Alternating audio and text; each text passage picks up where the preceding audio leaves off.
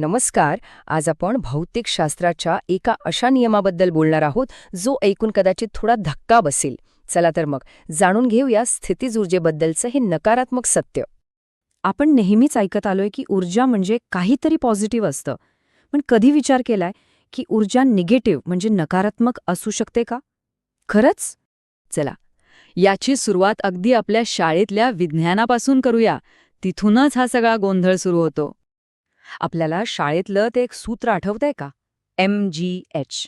हो, तेच. वस्तुमान, गुरुत्वाकर्षण आणि उंची या सगळ्यांचा गुणाकार केला की मिळते स्थितीज ऊर्जा. अगदी सोपं आणि सरळ गणित.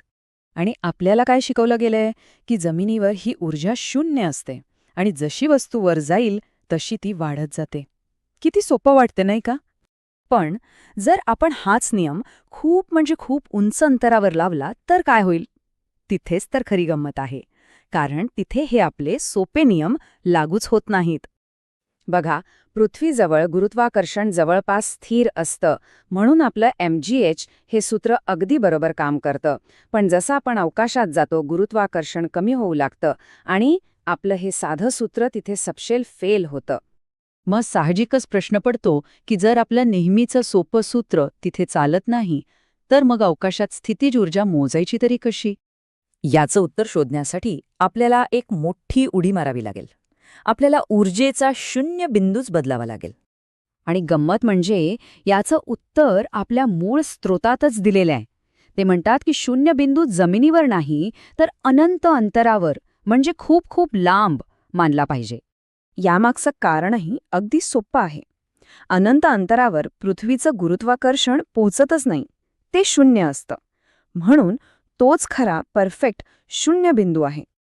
आणि आता वेळ आली आहे त्या मोठ्या खुलाशाची ज्यासाठी आपण इथपर्यंत आलो आहोत. विचार करा, जर अनंत अंतरावर ऊर्जा शून्य आहे तर पृथ्वीजवळची ऊर्जा काय असणार? बरोबर, शून्यापेक्षा कमी, म्हणजेच नकारात्मक.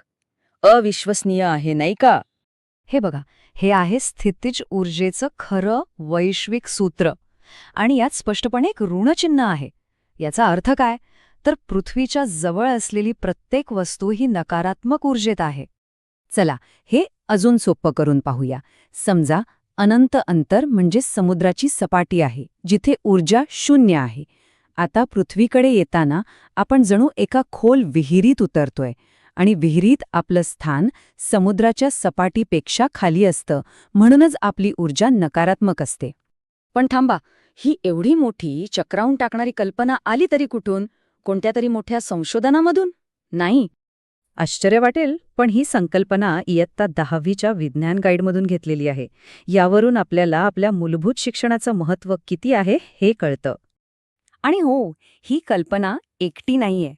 याच गाईडमध्ये केपलरचे नियम, न्यूटनचे नियम आणि अगदी एस्केप वेलॉसिटीसारख्या अनेक महत्त्वाच्या संकल्पनांची साखळी आहे.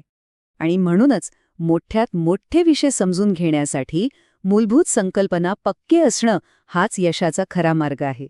तर मग आता जाता जाता एक विचार करूया.